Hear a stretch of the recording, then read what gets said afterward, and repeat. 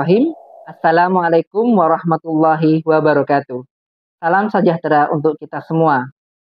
Perkenalkan, nama saya Ahmad Said, SKP Nurse MKEP, yang merupakan salah satu dosen keperawatan di program studi ilmu keperawatan Fakultas Ilmu Kesehatan Universitas Dr. Subandi. Pada kesempatan kali ini, saya akan memaparkan mata kuliah yang saya ampu di program studi ilmu keperawatan, yaitu mata kuliah perawatan medikal bedah yang mempunyai bobot 4 SKS, yaitu 3 SKS teori dan 1 SKS praktikum. Selama proses pembelajaran, saya menggunakan metode DIA, Delivery, Interaction, and Assessment. Untuk metode delivery, saya biasanya memaparkan materi dari textbook dan artikel-artikel jurnal terbaru. Untuk metode interaction, saya gunakan untuk menghidupkan suasana pembelajaran dengan diskusi dan tanya jawab. Sedangkan untuk assessment, yaitu penilaian-penilaian, biasanya kami sepakati di awal semester. Mata kuliah ini membahas tentang konsep dan perencanaan asuhan keperawatan yang legal, etis, dan peka budaya pada klien dengan gangguan sistem endokrin, imunologi, pencernaan, perkemihan, dan reproduksi yang memiliki masalah aktual dan resiko.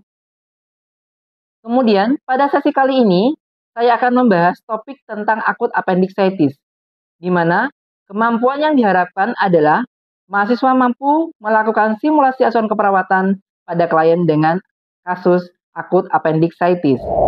Sistem pembelajaran kali ini adalah metode sinkronus dengan pembelajaran tatap muka langsung di kelas. Kemudian nanti akan dilanjutkan dengan sesi praktikum. Penilaian mata kuliah keperawatan medikal bedah terdiri dari beberapa unsur, mulai dari UTS, UAS, tugas terstruktur, dan ujian praktikum. Penilaian yang saya sebutkan tadi memiliki indikator, yaitu UTS 15%, UAS 15%, tugas 20%, dan OSCE 50%. UTS dan UAS akan dilaksanakan setelah tatap muka teori selesai. Kemudian tugas akan diberikan secara terstruktur oleh dosen pengajar, serta untuk ujian praktikum atau kita sebut dengan OC akan dilakukan setelah tatap muka praktikum selesai dilaksanakan. Sekian yang bisa saya sampaikan terkait proses pembelajaran keperawatan medikal bedah. Selanjutnya, saya akan memperlihatkan video pengajaran bersama mahasiswa semester genap program studi ilmu keperawatan Fakultas Ilmu Kesehatan Universitas Dr. Subandi, kelas 2021A. Sekian, wassalamualaikum warahmatullahi wabarakatuh. Assalamualaikum warahmatullahi wabarakatuh.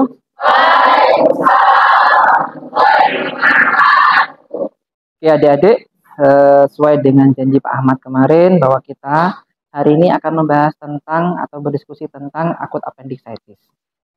Oke. Sebelum kita memulai atau berdiskusi atau membahas tentang akut appendicitis, Pak Ahmad akan sedikit mereview tentang anatomi dari sistem pencernaan. Karena ini berhubungan dengan sistem pencernaan. Gitu ya. Oke, ini ada esofagus di sini.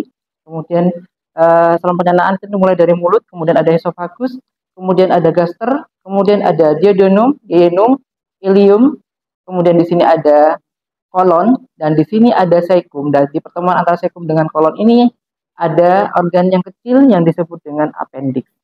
Nah, organ yang kecil imut ini yang akan kita bahas di 1 TM ini. Oke, paham ya? Ada di sini ya appendix ya. Jangan sampai bilang ditanya appendix adanya di kepala seperti itu. Oke. Oke, kita mulai dari definisi terlebih dahulu. Dari kata-katanya, yaitu appendicitis, artinya adalah inflammation of the appendix, atau adanya inflamasi atau peradangan dari appendix, atau organ yang kecil tadi itu. Yang ini nih ada peradangan di situ. Ya, di sini ada peradangan dari appendix.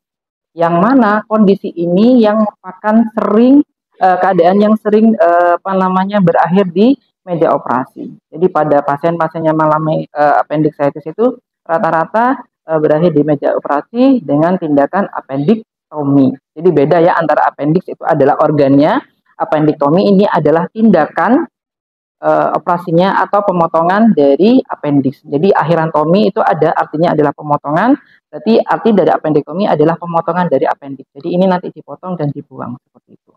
Ya, rata-rata klien yang mengalami appendicitis itu dia akan dioperasi seperti itu. Kemudian appendicitis itu ada dua macam, ada yang simple dibagi dua kategori, yang simple dan complicated.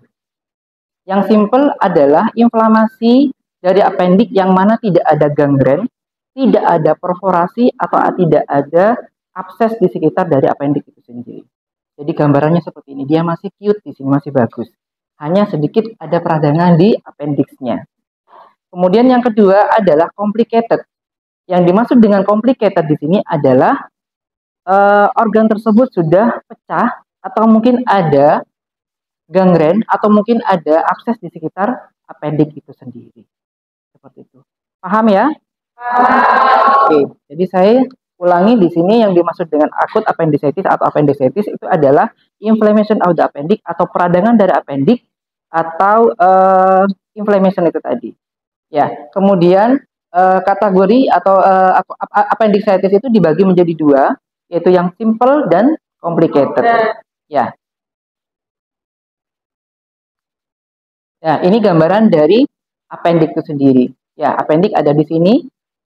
Kemudian ini bentuk appendix yang masih normal, dia masih cute, tidak ada peradangan. Kalau sudah appendicitis atau ada peradangan, dia seperti ini gambarannya. Kemudian kalau dia sampai complicated atau rupture, itu dia sudah pecah seperti ini.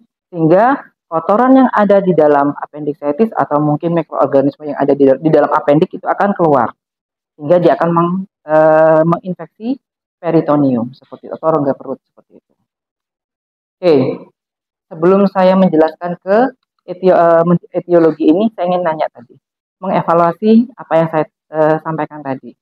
Apa yang disebut dengan appendicitis? Saya, Pak. Oke, monggo, silakan. Pengertian dari appendix yaitu inflamasi atau peradangan dari appendix. Jadi appendixnya itu dia mengalami peradangan, maksudnya seperti itu. Dia membengkak seperti itu. Iya, Bapak. Oke, pinter, bagus sekali. Oke, selanjutnya saya akan menjelaskan patofisiologi dari atau perjalanan dari penyakit appendicitis. Di sini bahwa appendicitis ini disebabkan oleh beberapa macam. Jadi tidak secara pasti dia disebabkan oleh suatu faktor. Contoh mungkin kalau yang demam tipoid itu disebabkan oleh infeksi dari Salmonella typhosa. Sedangkan dari appendicitis ini tidak disebabkan oleh satu organ atau mikroorganisme. Jadi dia banyak faktor yang menyebabkan. Salah satunya adalah fekalit, yang mana maksudnya fekalit itu adalah kotoran atau feses yang mengeras yang lama ada di dalam perut atau di saluran pencernaan seperti itu. Sehingga dia menyebabkan nanti pertumbuhan dari bakteri yang berlebihan seperti itu. Kemudian ada limfoid hiperplasia, adanya pembesaran atau mungkin adanya tumor di situ. Kemudian ada incompletely digested food residue. Jadi di situ mungkin ada makanan yang yang tidak bisa dicerna dengan sempurna. Contoh mungkin ada yang keselak sepatu, nanti nggak bisa dicerna seperti itu. Itu yang bisa menyebabkan dia tidak bisa dicerna sehingga dia bisa mengendap di dalam dan bisa menyebabkan adanya appendicitis tadi. Kemudian adanya intraluminal scarring atau adanya jaringan parut di dalam saluran pencernaan sehingga dia sedikit menumbat atau partial obstruction seperti itu. Kemudian adanya tumor, ada benjolan di saluran pencernaan sehingga dia menyumbat jalannya makanan-makanan yang sudah dicerna itu tadi.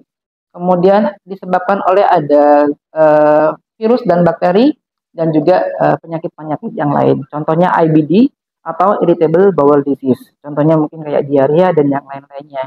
Karena adanya iritasi, kemudian ada peradangan sehingga ada banyak mikroorganisme yang bersifat patogen masuk ke dalam dan menyebabkan infeksi dari atau peradangan dari appendix itu sendiri. Kemudian dari beberapa penyebab ini menyebabkan adanya sumbatan dari appendiceal lumen.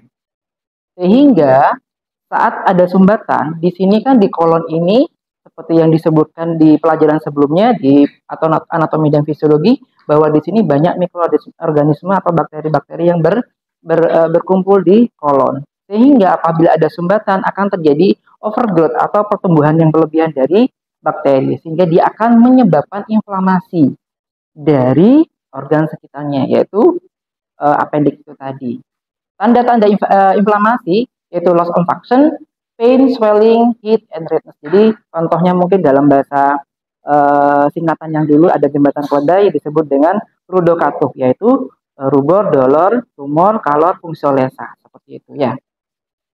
Kemudian saat ada sumbatan ini juga akan menyebabkan peningkatan tekanan dari intraluminal. Sehingga saat terjadi peningkatan intraluminal ini akan menyumbat atau menghambat blood flow atau aliran darah ke appendix.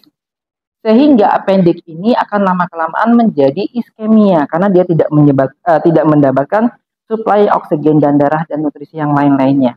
Sehingga dia akan mengalami iskemia dan lama-kelamaan dia akan mengalami nekrosis atau kematian dari jaringannya. Saat terjadi kematian dari jaringan tersebut akan rapuh dan gampang pecah. Lah, itu tadi kalau semuanya nanti kena senggol dikit, dia akan pecah atau perforasi. Saat terjadi perforasi, ini semua konten atau isi yang ada di omentum itu akan keluar dan menyebabkan peritonitis. Ya, yang nanti bisa menyebabkan dehidrasi dan yang lain-lainnya. Jadi bisa menyebabkan sepsis dan bisa menyebabkan kematian seperti itu. Oke, ada yang tanyakan saat ini? Ada yang dikonfirmasi? Oke, lanjut ya, paham berarti ya. Oke, lanjut ke clinical manifestation atau tanda dan gejalanya. Nah, ini secara awal-awalnya itu tidak tidak spesifik. Jadi ada rasa sakit perut di dalam itu aja. Kemudian lama-kelamaan dalam 12 sampai 24 jam dia akan bermigrasi ke kanan bawah. Nah, adik-adik kan masih ingat kan bahwa perut itu dibagi menjadi 4 kuadran, kanan atas, kanan bawah, dan kiri bawah. Dia akan bermigrasi ke kanan bawah ke titik McBurney. Seperti itu. Letaknya ini di antara 1 dan titik 2 ini di sini yang namanya disebut dengan McBurney. Oke, kita sebagai perawat, kita tidak boleh meninggalkan fitrah kita sebagai perawat. Kita tetap harus melakukan ini 5 step atau 5 langkah, yaitu yang pertama adalah assessment, kemudian analisa untuk menegakkan masalah keperawatan, kemudian nanti ada kita susun intervensi, kemudian implementasi, dan selanjutnya adalah kita evaluasi keefektifan dari implementasi tadi atau tindakan kita. Oke. Yang pertama adalah pengkajian atau assessment. Nah, pengkajian ini bisa melalui anamnese atau heteroanamnese, bisa dengan pasien atau dengan keluarga, dan juga ada physical examination atau pemeriksaan fisik. Di sini pemeriksaan fisiknya yang pertama yang paling khas pada pasien yang mengalami appendicitis itu adalah rebound tenderness. Apa yang disebut dengan rebound tenderness? Dia adalah pasiennya diposisikan posisi Trendelenburg. Ya, jadi dia terlentang, kemudian kaki ditekuk, kemudian dia akan ditekan di daerah kanan bawah di titik McBurney. Dia ditekan. Nah, pasien ini akan merasakan sedikit sakit saat ditekan. Kemudian setelah ditekan dia tiba-tiba dilepaskan. Nah, saat dilepaskan dia akan terjadi ini elicit atau peningkatan dari nyeri. Jadi saat dilepaskan dia tiba-tiba terasa nyerinya yang hebat. Itu yang disebut dengan rebound tenderness, seperti itu.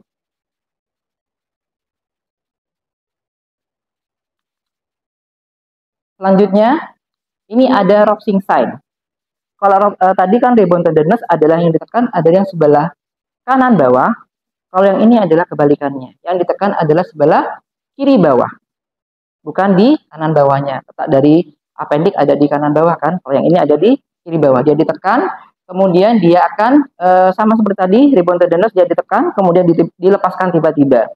Dan pasien ini dia akan merasakan lebih sakit saat dilepaskan. Itu yang disebut dengan Robsing sign. Jadi ada 2 gejala khas yang paling sering ditemukan itu adalah rebound tenderness dan Robsing sign. Oke, kemudian ini adalah dumpy sign. Dumpy sign itu adalah rasa nyeri saat pasiennya batuk. Kenapa kok saat batuk dia terasa nyeri? Karena ada pergerakan dari omentum itu tadi. Sehingga dia ada pergerakan atau gerakan yang mempergerakkan dari apendik yang mengalami peradangan itu sendiri. Oke, selanjutnya, kalau ada pasien yang mengalami nyeri kanan bawah, jangan langsung didiagnosa sebagai appendicitis. Kenapa? Nyeri kanan bawah bisa jadi ada masalah yang lainnya. Itu kenapa kita harus menegakkan diferensial diagnosis. Kenapa? Di kanan bawah ini, terutama yang perempuan, banyak organ di sini yang berdekatan dengan appendix. Contohnya adalah ovarium. Pada cewek terutama, kalau cowok kan nggak punya ovarium. Ya, kalau cewek pasti dia punya ovarium, kecuali cewek jadi-jadian ya. Jadi kalau yang cewek yang asli ini dia punya ovarium, dan saat dia menikah, dia melakukan hubungan suami istri dan terjadi pembuahan, kemudian dia zigot menanamkan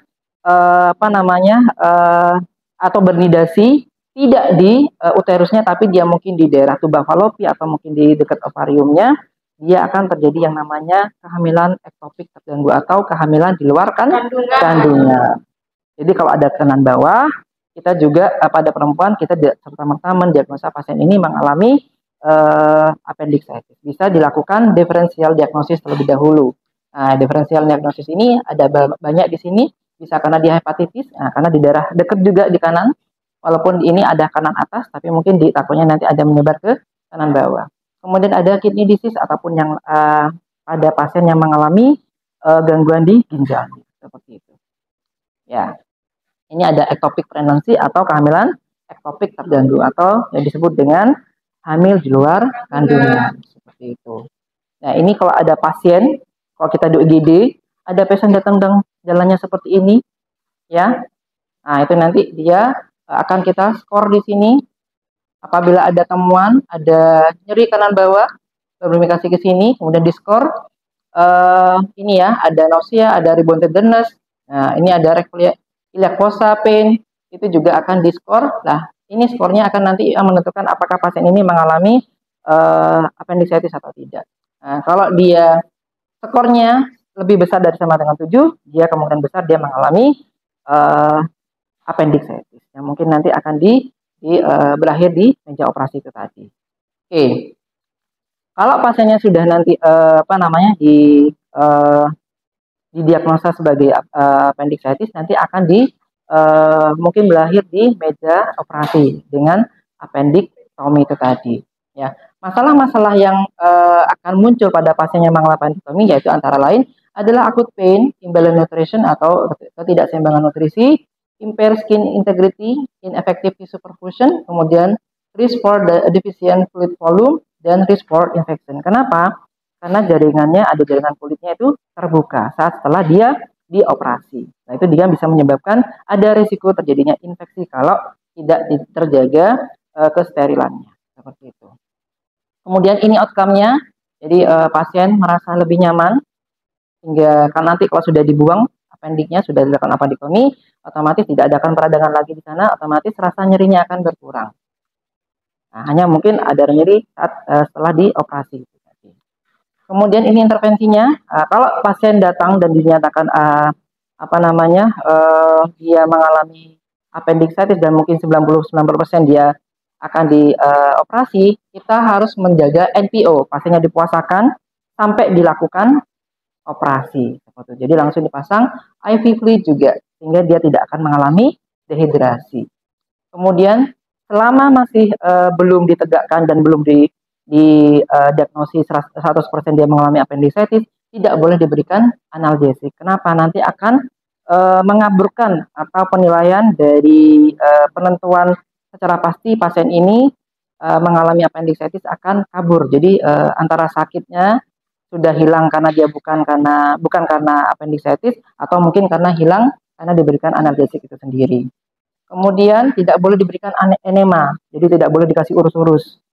Ya, biasanya pasien ini mengalami konstipasi, jadi tidak boleh dikasih urus-urus, huknah dan yang lain-lainnya. Kenapa? Bisa menyebabkan pasien ini pecah atau perforasi dari appendiknya itu tadi, sehingga menyebabkan nanti ujung-ujungnya terjadi peritonitis.